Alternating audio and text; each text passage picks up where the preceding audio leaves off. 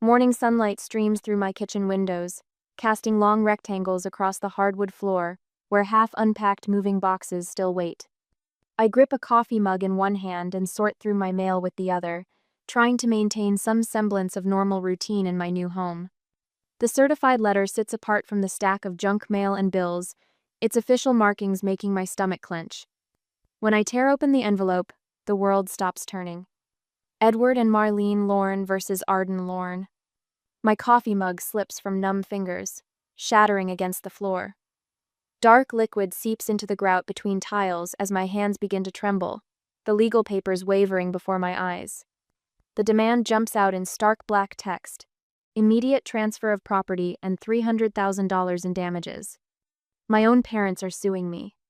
2 weeks earlier, I had stood in the same kitchen signing closing papers on my $412,000 home, the first major purchase of my life. The real estate agent had beamed as she handed me the keys. "You did this completely on your own," she'd said. "That's something to be proud of." That night I'd celebrated alone with takeout Chinese and a bottle of champagne I'd been saving since my promotion last year. I wandered through empty rooms, mentally placing furniture I'd carefully budgeted for, mapping out each space that was finally, irrevocably mine. "Look at this, Grandpa," I'd said later during our video call, panning my phone around the living room. "I did it." His eyes had welled up with pride. "You sure did, sweetheart. You sure did." The first sign that something was wrong came immediately after I announced the purchase. My parents' faces on FaceTime were tight, uncomfortable. My sister Sabrina hovered in their living room behind them, designer purse dangling from her arm. "How many bedrooms?" Mom had asked, her smile brittle. "3, I'd answered, "and a nice yard." "That's quite a purchase for someone your age," Dad said, his jaw working. Sabrina leaned into frame, her perfectly styled hair falling forward. "Must be nice to have that kind of money to throw around." Mom's eyes darted to her. "You know your sister's been having a rough time, Arden." I should have recognized the warning signs then, but nothing could have prepared me for their ambush a week later. "We need to discuss a family matter," Dad said, his face filling my phone screen, his business tone, the one he used for difficult conversations with employees. Mom dabbed at her eyes with a tissue. "We've always put family first, haven't we? Always supported each other?" "Your sister needs stability more than you do," Dad continued. "She has plans for that house, creative plans. You can keep renting." I stared at them, uncomprehending. "This is my house. I worked for it. Sabrina can earn her own." "Don't be selfish," Mom snapped. "Family helps family." The certified letter arrived the next day. As I read through the documents now, my throat closes up. Aunt Ramona's name appears as financial backer of the lawsuit. An email from Sabrina is attached as evidence claiming I stole her opportunity. The demands are spelled out in clinical legal language. Transfer of property deed to Sabrina Lorne. Continued mortgage payments for 18 months. Minus $300,000 for child rearing costs. Written apology for damaging family trust. My hands shake as I dial my grandfather's number. He answers on the first ring. "They've gone too far this time," he says after I explain, his voice hard with anger. I spend the next hour researching attorneys, my heart sinking at retainer fees starting at $10,000. Money I don't have after the down payment and closing costs. The reality settles over me like a heavy blanket. I'll have to defend myself. That night I sit alone in my new home, surrounded by boxes I haven't had the energy to unpack. Tears threaten but don't fall. In their place, something stronger takes root: determination. They want my house? The one I spent 15 years saving for while they bankrolled Sabrina's failed ventures? The home I earned through countless overtime shifts and careful budgeting? Let them try. I stand up and walk to my bedroom window, looking out at the quiet street below. This is my home, my achievement, my line in the sand. They made their choice to attack what I've built. Now I'll make mine to defend it. Have you ever had family members try to claim what you've worked hard for? Share your experience in the comments. I spread financial documents across my dining room table, the morning sun casting shadows between stacks of bank statements and tax returns. My laptop screen glows with an open spreadsheet. 15 years of financial life reduced to columns and formulas. The numbers tell a story my family doesn't want told. Memory flashback at age 16. $5.25. Hour at Morningstar Coffee. Tips split between 3 baristas. I can still smell the burnt espresso, feel the ache in my feet after 8-hour shifts. You're missing Sabrina's Sweet 16, Mom had texted that night. The DJ cost a fortune. I'd watched the party unfold on social media between customers, my sister in a custom pink dress, surrounded by floating lanterns and a chocolate fountain. Cost, roughly 3 months of my wages. My fingers traced down a column of community college receipts. Night classes after work, textbooks bought used, careful budgeting of every meal. Dad's voice echoes from that period. An accounting certificate? It's not even a real degree. The memory of my 18th birthday surfaces not the celebration but the argument that followed. What do you mean you won't fill out the FAFSA? I'd asked, clutching university application papers. You're an adult now, Dad had said. Time to stand on your own feet. A week later, I'd found an apartment listing. $400. Month. Roaches included. The start of real independence. At the present, my phone buzzes. Mom's number. I let it go to voicemail, already knowing the script. Sweetheart. Her message quavers. We've always given you both exactly what you needed. Why are you being so difficult about this? I pull up my email, finding Dad's response to my emergency root canal 4 years ago. Figure it out. Below it, bank statements showing $2. $0 transferred to Sabrina that same week for creative supplies. My sister's Instagram feed tells its own story. Semesters abroad in Paris and Rome, funded by our parents. Art supplies that cost more than my monthly rent. Meanwhile, my student loan statements march endlessly onward, minus $47,000 in debt, every payment made alone. Don't make this harder than it needs to be, Dad's latest email warns. I delete it without responding. A new voicemail notification pops up. Aunt Ramona this time. You selfish girl, she spits. After everything this family's done for you. I research her history online, finding foreclosure records from 5 years ago. The same year she started living in Mom and Dad's guest house. The pieces click. She's not just backing their lawsuit, she's looking for her own backup plan. A quick social media search reveals Sabrina's latest crisis. Eviction notice from her creative studio apartment 3 weeks ago. The timing aligns perfectly with their lawsuit. The doorbell rings, startling me. Grandpa stands on my porch, carrying a weathered cardboard box. Thought you might need these, he says, setting it down. Inside, decades of family financial records, meticulously organized. They did the same thing to your cousin Thomas, he explains, settling into a kitchen chair. When his auto shop started turning a profit, they tried claiming he owed them for family investments.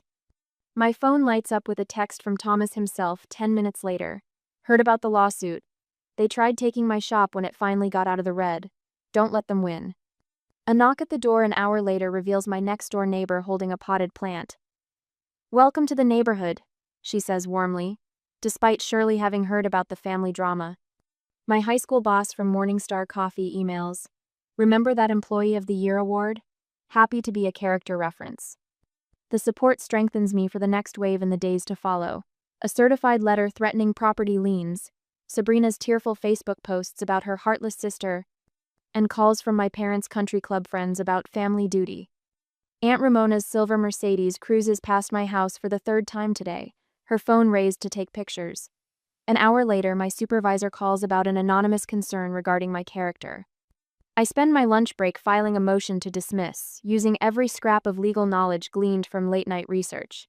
The court clerk raises her eyebrows at my pro se filing next week. This is surprisingly thorough, she says, stamping the documents. The preliminary hearing is set for next month. I request unpaid leave from work, ignoring my boss's worried frown about personal distractions affecting performance. That evening, I sit on my new porch swing, watching the sun paint the sky in shades of orange and pink. The scene triggers a memory. Teenage me walking this same street, admiring these houses, promising myself I'd earn one someday. You're dreaming too big, Mom had said when I'd mentioned it. Maybe I was, but I did it anyway. A young family walks past, children laughing as they chase fireflies. I think about the locksmith coming tomorrow, the security system being installed next week. Not just protecting my house, but fortifying my boundaries. They say blood is thicker than water. but I'm learning that some family ties are actually chains. Sometimes love means standing firm, even when it hurts. Sometimes independence comes at a price worth paying. I gather my documents and head inside, leaving the porch light on, not for family but for the new connections I'm building, one kindness at a time. Next week, the church bulletin lies crumpled on my kitchen counter, my parents' congregation's letterhead stark against today's mail. 3 more prayer requests, expressing concern for my wayward path and hardened heart toward family. I add them to the growing pile. My phone buzzes with another social media notification. Sabrina's latest Instagram story features her tearfully holding our childhood photo album. Family means supporting each other no matter what. Broken heart family first. The timestamp shows 3 a.m., prime posting hours for maximum sympathy engagement. I pull up my financial tracking spreadsheet, the one I've maintained since that first dishwashing job at May's Diner. 15 years old, scrubbing plates until midnight while my classmates planned homecoming outfits. The memory of pruned fingers and aching feet feels fresh, along with May's gentle reminder, "You're building something, girl. Keep those records clean." Each cell tells a story. $6.25, hour times 30 hours weekly, minus bus fare. Community college tuition payments scheduled around 3 part-time jobs. The studio apartment with the leaking ceiling and the second-hand futon I'd proudly purchased for $40. "You really live like this?" Mom had asked during her only visit, eyes sweeping over my carefully arranged thrift store furniture. The spreadsheet continues. Monthly savings transfers, starting at $200, growing to $300 as my certifications brought better opportunities. Years of careful planning, every extra penny funneled toward my dream of homeownership. A knock at the door interrupts my review. Through the security camera feed, a new installation courtesy of Grandpa, I spot Mrs. Henderson from 2 doors down. "Thought you might need lunch," she says, holding up a paper bag. "And Gary's taking the 3-6 p.m. watch shift today." The neighbors have organized an informal surveillance rotation since Aunt Ramona's Mercedes became a regular fixture on our street. Their quiet support feels like a shield in the days to follow. One Tuesday afternoon, breaking news, notification, Sabrina's interview with the local paper. Sister disputes family legacy. The article features her posed artistically in her former studio apartment, surrounded by half-finished canvases. My phone rings, Thomas. "Saw the article," he says without preamble. "Got those account records you asked about? The family investment they claimed I owed? Funny how the numbers matched Aunt Ramona's foreclosure exactly." The Whole Foods automatic doors slide open, and I freeze. Sabrina stands by the organic produce, designer sunglasses perched on her head. Too late to retreat, she's spotted me. "Well, if it isn't the family trader," she announces loudly enough for nearby shoppers to turn. I focus on selecting tomatoes, keeping my voice steady. "Hello, Sabrina. You always thought you were better than us," she hisses, stepping closer. "With your precious spreadsheets and your boring job, you know what that house could be? An amazing art cafe concept. People would love it." I meet her eyes. "And how would you handle the mortgage? Property taxes?" She waves dismissively. "Obviously that part would still be your responsibility, since you're so good with money." Her lip curls. "Unlike some of us who actually pursued our passions." "Ma'am?" The store manager appears. "Is everything all right?" Sabrina's voice rises dramatically. "My own sister, abandoning her family." I leave my cart, walking calmly toward the exit as Sabrina's performance echoes behind me. The manager catches my eye with a knowing look. We all know what's really happening here. Back home, I spread out the documents Grandpa delivered. Parents' financial records showing Sabrina's $90,000 student loans paid in full. A $25,000 business loan for her failed pottery studio. Their mortgage-free property deed. And buried in old emails, the truth. "Time to teach Arden a lesson about family obligation," Aunt Ramona wrote, "before she gets too independent." My hands shake as I compile court exhibits. The room spins slightly, too many memories crowding in.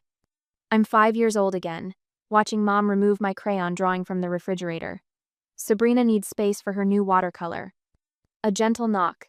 Grandpa enters without waiting, carrying a weathered photo album. "Found these in the attic," he says, settling into the chair beside me. "Your grandmother kept everything." The photos tell a different story. Me at every minimum wage job, proudly holding first paychecks. A display of perfect attendance certificates. My community college graduation, Grandma beaming beside me.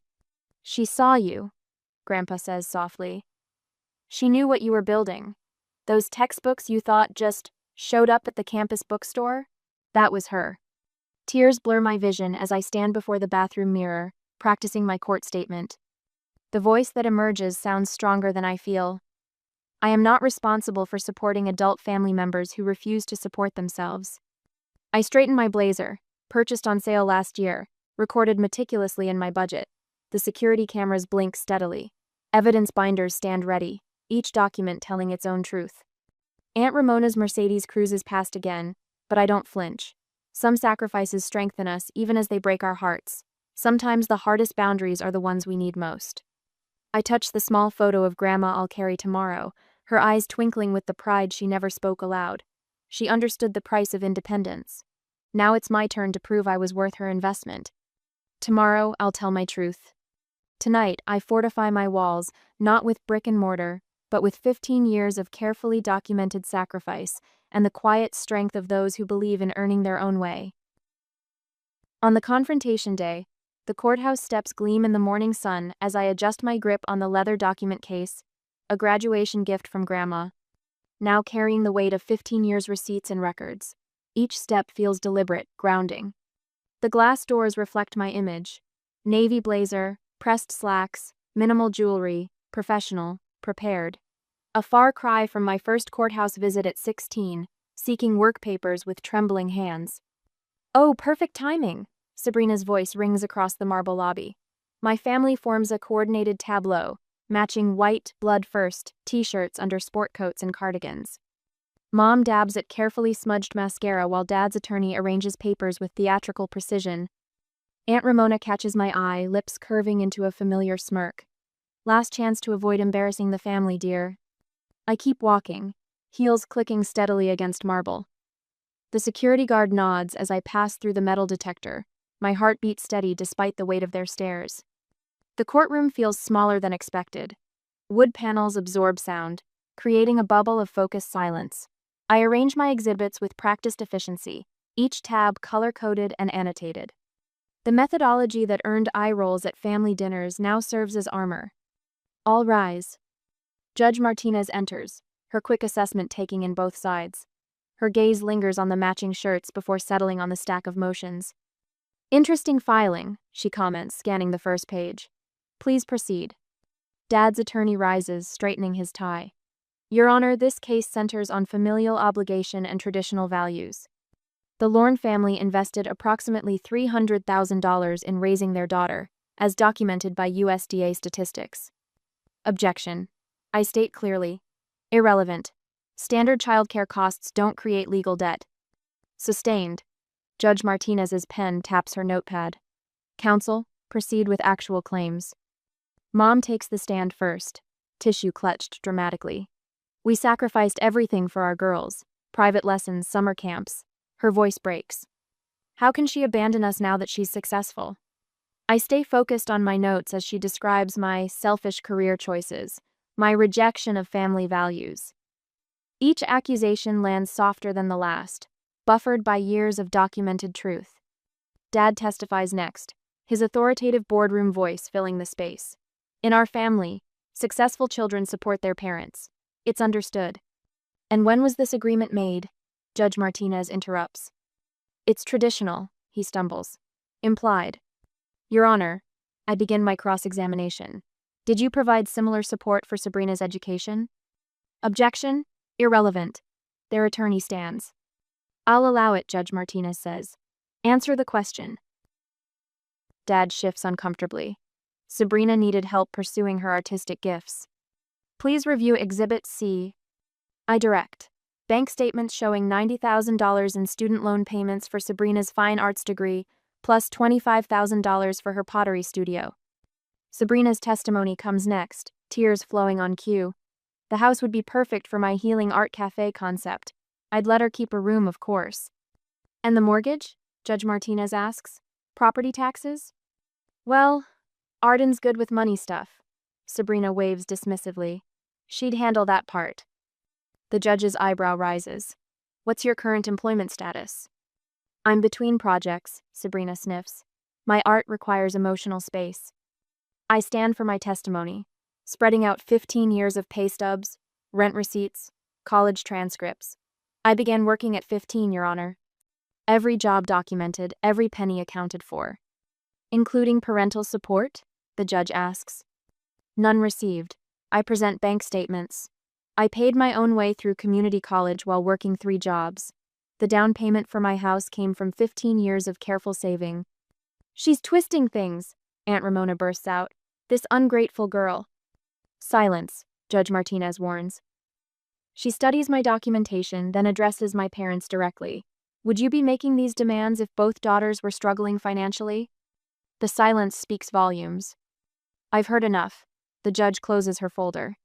This case lacks any legal merit whatsoever. Properties purchased independently remain independent. Case dismissed with prejudice. Aunt Ramona's outraged screech echoes off marble as security escorts her out. Sabrina collapses in the hallway, but the court personnel step carefully around her prone form, faces neutral. You'll regret choosing money over family, she calls after me. I pause at the courthouse doors, sunlight streaming through glass. Behind me, Mom's voice rises. How could you do this to your family? But the weight pressing against my chest for months finally lifts.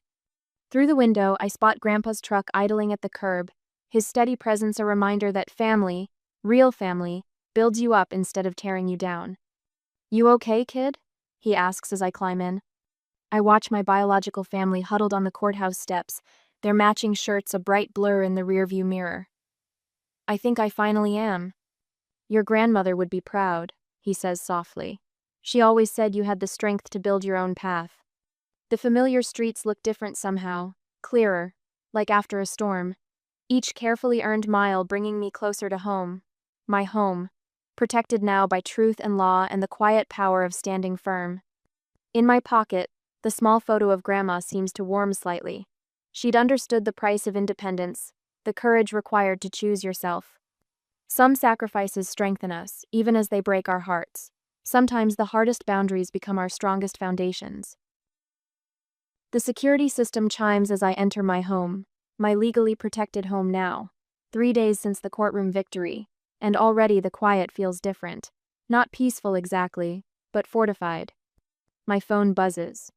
Another notification from Sabrina's GoFundMe. My sister stole my future. Help an artist heal. The fabricated story beneath makes my stomach clench. After supporting me through art school, my sister betrayed our family's trust. Now I'm facing homelessness while she hoards wealth in an empty house. Please help me create my healing art cafe. I screenshot it for my attorney, then silence notifications. The lies sting less than the calculated manipulation. She knows exactly how to play the victim. Did you see the email? Thomas's text appears. My cousin, usually silent on family matters, has emerged as an unexpected ally. Uncle Edward and Aunt Marlene really outdid themselves. The mass email to our extended family arrived this morning, detailing my cruel betrayal of family values and selfish materialism, each carefully crafted paragraph designed to isolate me from the wider family network. I saw it, I reply. Seems familiar? They did the same to me when my business took off. Called me ungrateful, demanded family investments. I wish I'd fought back like you did. That night, the security system chirps again. Motion detected. Through the app, I watch Aunt Ramona's Mercedes creep past my house for the 3rd time tonight. At midnight, the camera catches her approaching my front door. Spray paint can glinting in the porch light. You ungrateful little.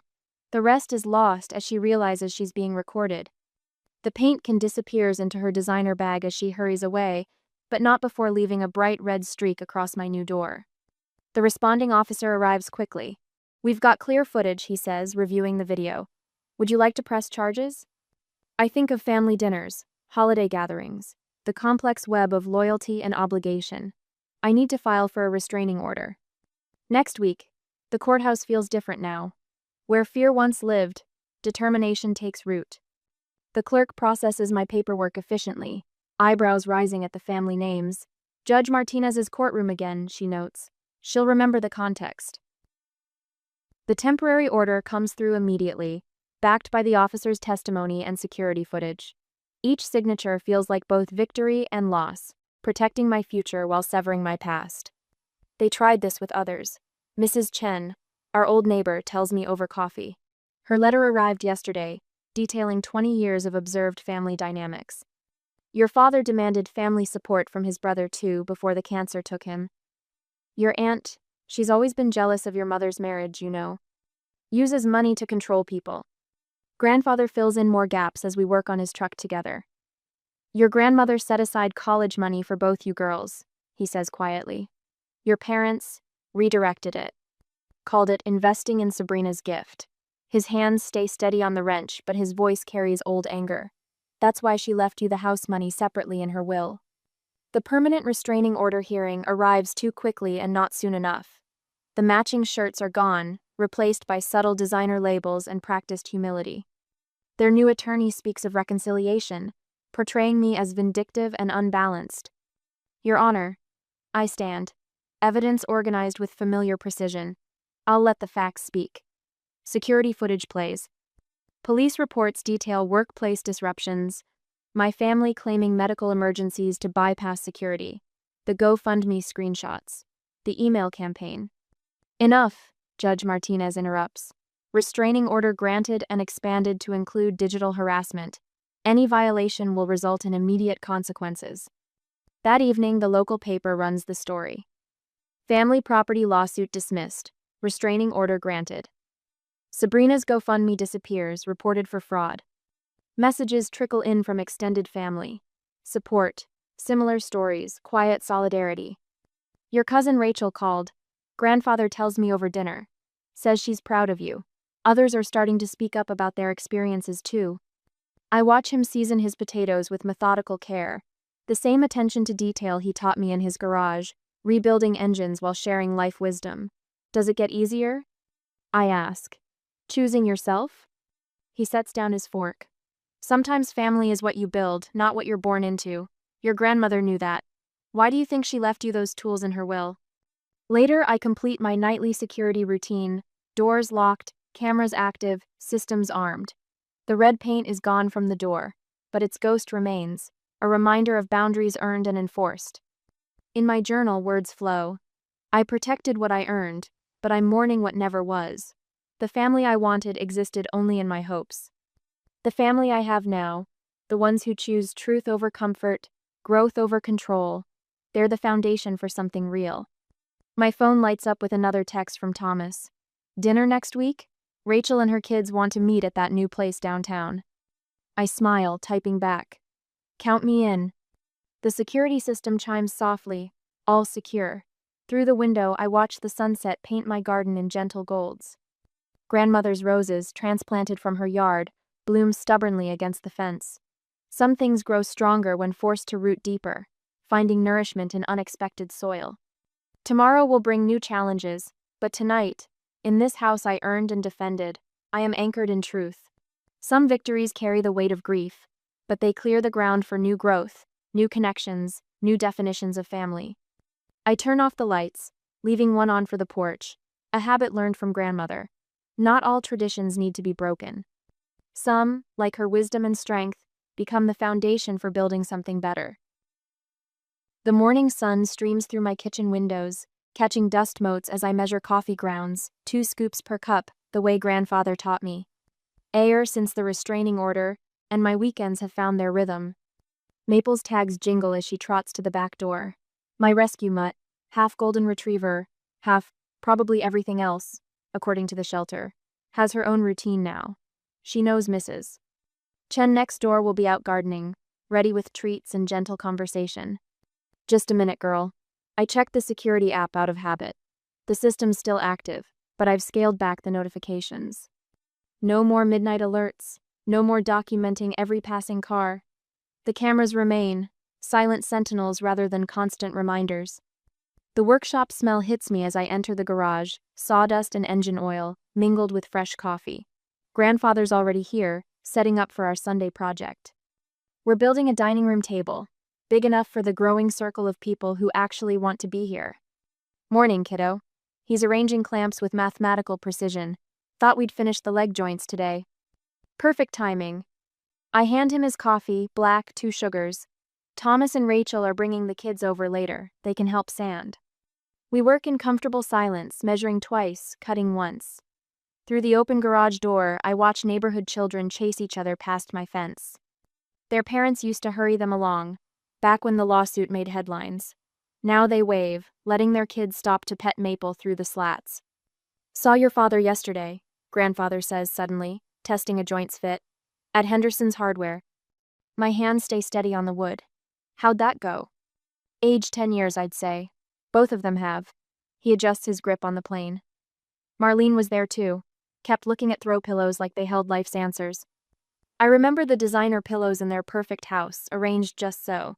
The way Sabrina would rearrange them when stressed, while I tracked our family's spending in secret spreadsheets. Heard Sabrina's in Oregon now, I offer. Some artist collective. Running again. He shakes his head. Your aunt's not doing well either. Blood pressure's through the roof, according to the gossips at church. The wood grain beneath my fingers tells a clearer story. Growth rings marking seasons of plenty and want, strength built through adversity. We shape it carefully, honoring its natural character while creating something new.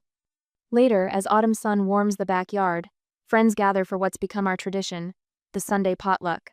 Thomas's kids chase Maple while Rachel sets up lawn games. My coworker Sarah, who stood by me through the worst of the lawsuit, arranges flowers from her garden. Hard to believe it's been a year, she says, stepping back to admire her work. A year since I bought this house. The memories surface. Empty rooms echoing with possibility, then threat. Now every space holds purpose. My home office with its promotion-worthy projects, the workshop where grandfather teaches me patience, the garden where Mrs. Chen shares her wisdom about more than just plants. Grandfather rises, tapping his glass for attention. To this home, he says simply, and the woman who built it, not just with lumber and nails, but with courage and truth. The toast ripples through my chosen family, neighbors, friends, the cousins who chose connection over convenience. Even Maple barks her approval, tail wagging as children sneak her bits of hot dog. That evening, after the dishes are done and leftovers distributed, I join grandfather on the porch swing. Maple sprawls at our feet, worn out from playing referee to the kids' soccer game. You didn't just protect your house, he says quietly. You defended your worth. Through the windows, I can see the dining room table we're building, still unfinished but already promising. Like everything worthwhile, it takes time and attention to detail. Some prices are worth paying for peace, I reply. The stars emerge as night settles, casting gentle light on my transformed home. Inside, Sarah and Rachel are setting up board games, their laughter drifting through screen doors. Thomas helps his youngest with homework at my kitchen counter. Mrs. Chen's lights glow next door, her silhouette visible as she waters her evening primrose. My phone buzzes, a text from the young analyst I'm mentoring at work.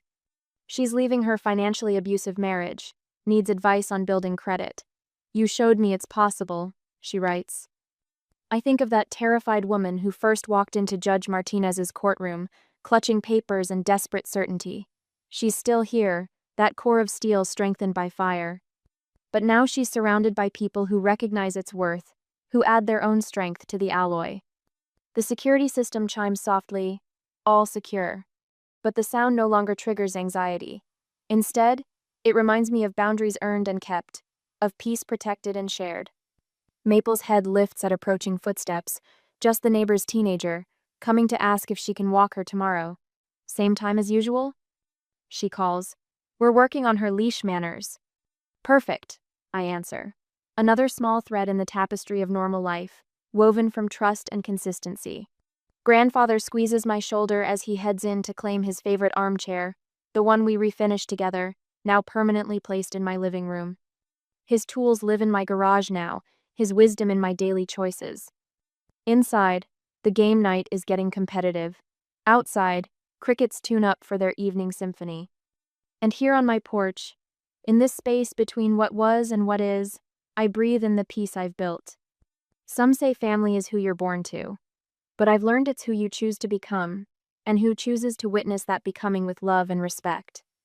Every laugh from my living room, every wave from a neighbor, every shared meal and project and quiet moment, these are the true measures of home. The stars wheel overhead, constant as truth, bright as possibility. Tomorrow will bring its own challenges, But tonight, in this house I earned and shared and filled with genuine connection, I am exactly where I need to be. What defines family, after all? Is it blood and obligation? Or is it the people who celebrate your growth while respecting your boundaries? In my experience, it's the latter that builds the strongest foundations.